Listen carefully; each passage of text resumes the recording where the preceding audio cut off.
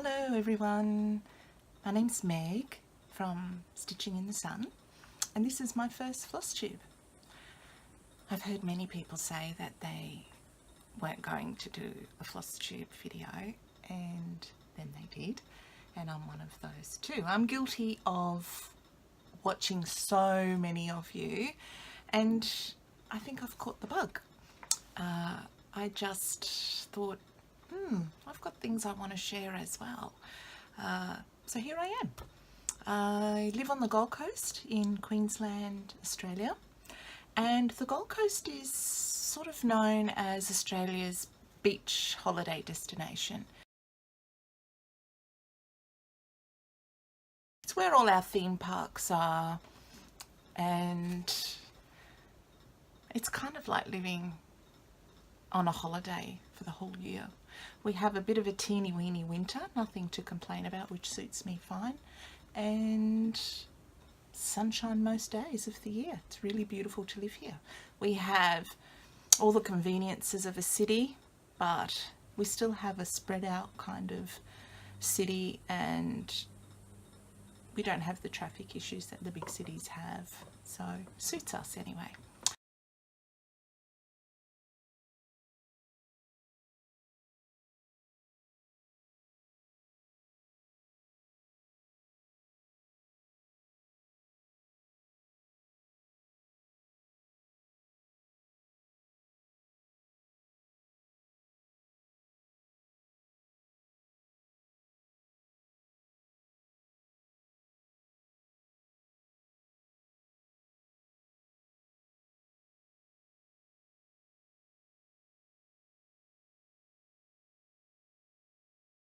Stitching.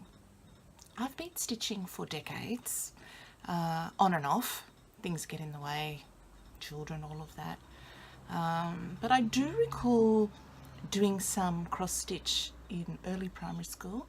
We were given squares of gingham fabric, quite the small, probably about ½ centimetre square gingham, and we just stitched, obviously, for the little square colours. There was not really a pattern. We did things like diamonds, and I don't know where that is. I think that's been lost over the years. Mum would have had it, and well, she hasn't passed it on to me, so I'm guessing it's gone. My mother used to do some kind of blue work. She used to only use a blue thread, and I've got a feeling it might be variegated. And it was an Asian, there would be Asian scenes. I'm kind of remembering what that could have been, but it hasn't come to me. I should actually research and find out what that was. But I'm self-taught at cross stitch. Used to make a lot of cards and things, and I used to do a lot of samplers for people and give them away. When that was back in the day when I thought I had all the time in the world to stitch for myself, and now that I'm older and wiser, this is not the case. So I belong to the Selfish Stitching Club. No apologies, I stitch for myself. So the main reason that,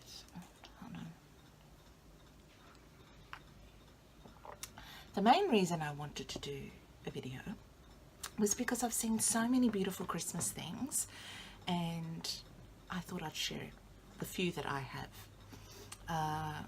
So the first one is, I have seen this on Stitch Mania, which is another one of those things I've discovered on Flosstube. Has changed my world.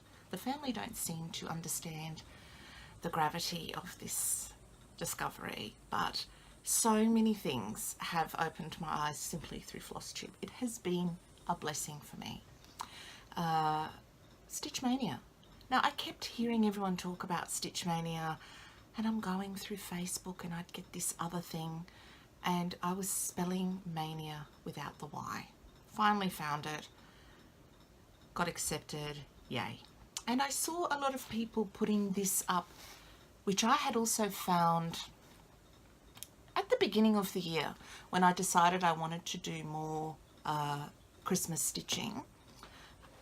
I saw this freebie from Plum Street Samplers, and I decided to do it as well. I think it was initially a stitch along, or it was handed out week or month by month, but I had missed that boat and I just got the whole download. I changed the colours a little bit because the initial colours were too bright for me.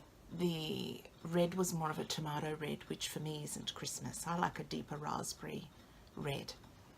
I added some metallic threads. This was before I found Thread Heaven, sorry. Oh, that's changed my life. I didn't know what Thread Heaven was, and now I found out from Pyrex Stitchers that they've stopped making it. Well, I put an order in and bought 20 of them this week. Something will replace it, I'm hoping, and if it has, let me know, but at this stage I don't know. But I've got enough to last me. So anyway, this is 12 Days of Christmas, free download by Plum Street Samplers. And I'm just thinking, should I put something behind it? Sorry. Okay. So if we can see.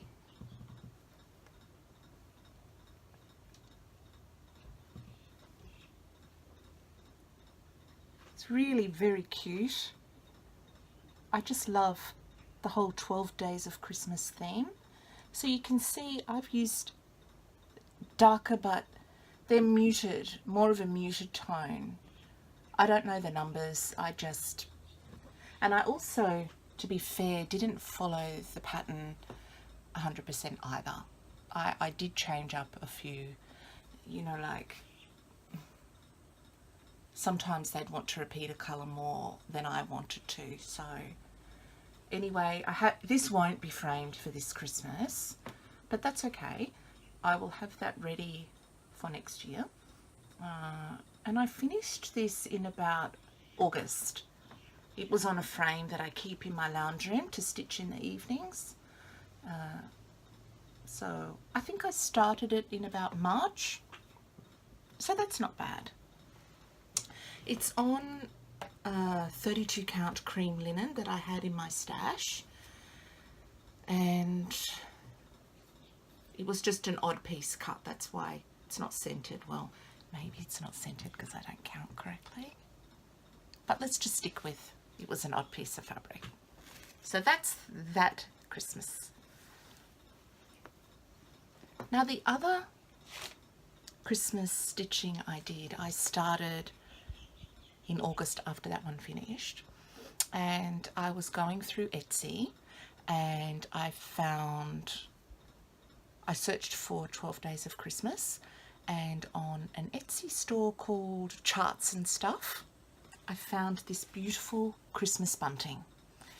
I will insert the picture of the website here.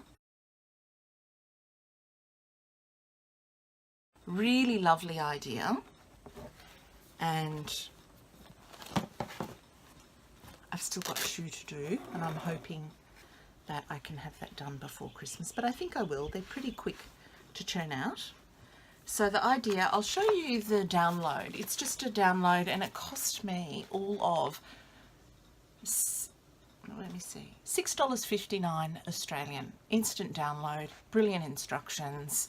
So this is the picture of the finished bunting.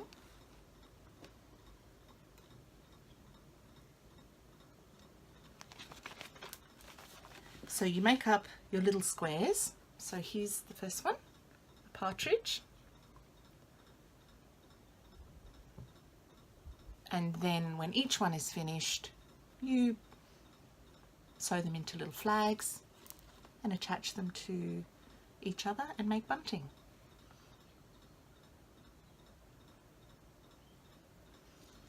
This has been a really, really fun stitch. I am getting a little bit sick of the holly at the top. I can do it without even looking at the pattern.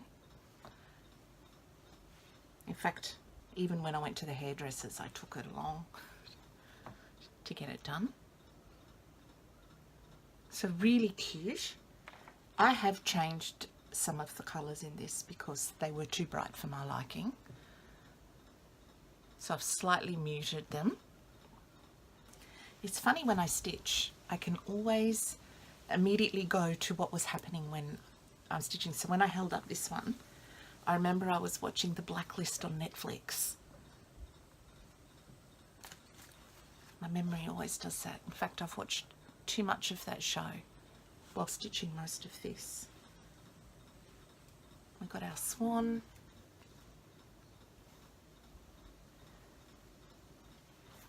I don't know if that was in order. Oh, here we are.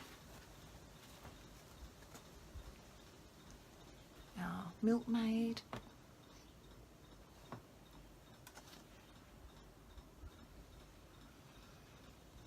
Our 9 ladies. Really cute idea. Now, I only finished this guy last night.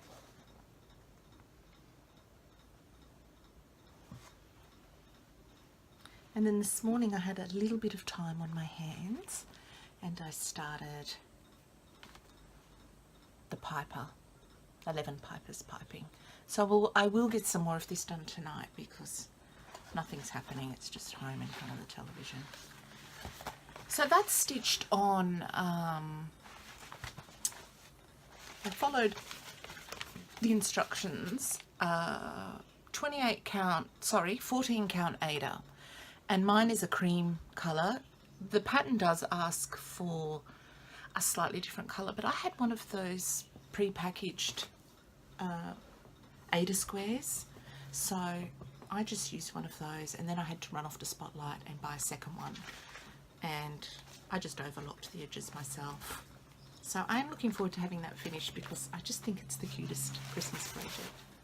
Now, the other thing that I discovered on Flosstube was the wonderful Vonna, and I think I binged watched all of Vonna's videos. I think I was home alone. Yay! Cause for celebration.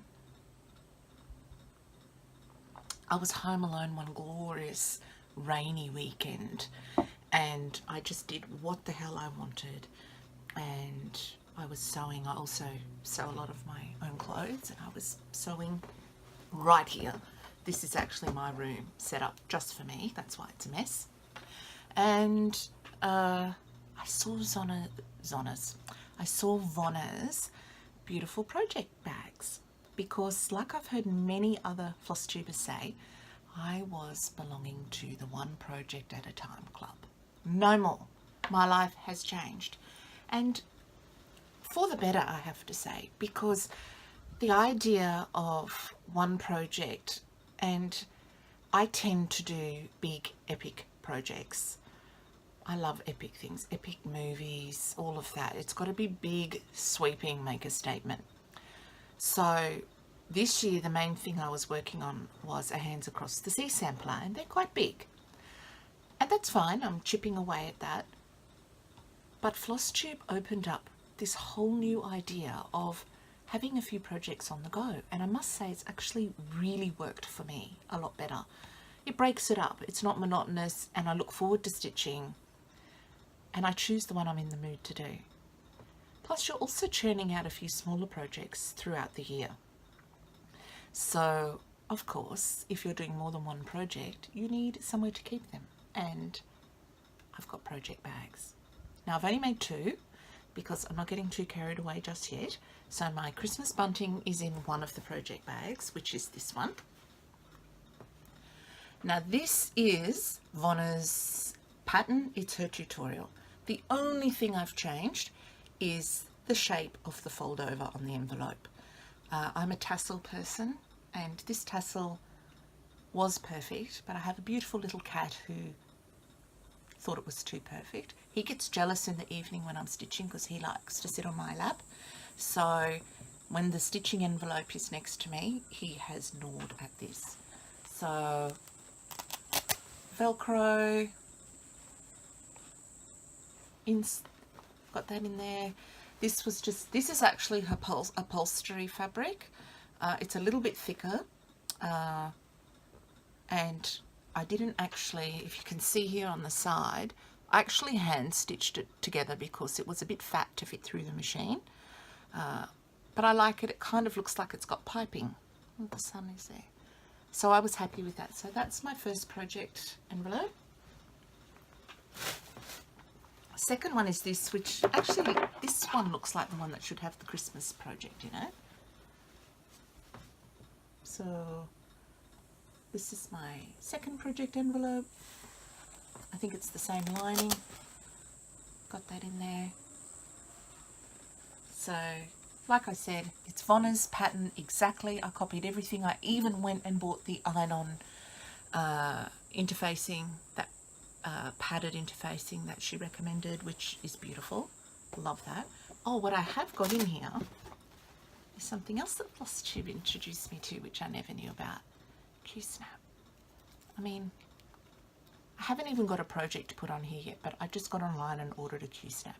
I think after my first few Flosstube videos, I went and spent so much on all these little things I didn't know about, like thread heaven, bow and needles. How did I not know about bow and needles? I had just been using some random needle from Spotlight, and Pyrex Stitchers, she's a fellow Australian Flosstuber. She recommended bow and needles. I bought a whole heap of those. They are great. And don't know where I first heard about Q-snaps, but everyone knows about them except me at the time. So I have my first Q-snap, and I will start something on the new year and see how this works. So that's in my project envelope with no project. I did buy some fabric the other day to make a couple of more project envelopes. I'm not going to say or commit to how many I'm going to make, because I can see with some people they really have a lot of different projects on the go. So I will make a couple more, and we'll see where I go from there. Now, I have got one more Christmas project that I found recently when I was cleaning out the garage. What a horrible job that is. And finally getting rid of years of, I mean, we've got no more children in school anymore, but for some reason we still had school stuff in the garage, camping, all this stuff, sports gear. So I found a storage container full of all this beautiful wool, because I was going to knit and crochet all winter, tried it, haven't done it again. So I've given that away to someone who does. And I found this Christmas stitching I had done, I would say probably early 90s. I have tried to reverse search the image and haven't had any luck. So if anyone out there knows what it is, let me know so I can credit the work. I've got a feeling it was in a magazine. I don't recall buying any charts per se back then when I was first starting to stitch. So I'm pretty sure it would have been in a cross-stitch magazine, which I have not found anywhere in my possession. So this is it. It's a cute family of mice.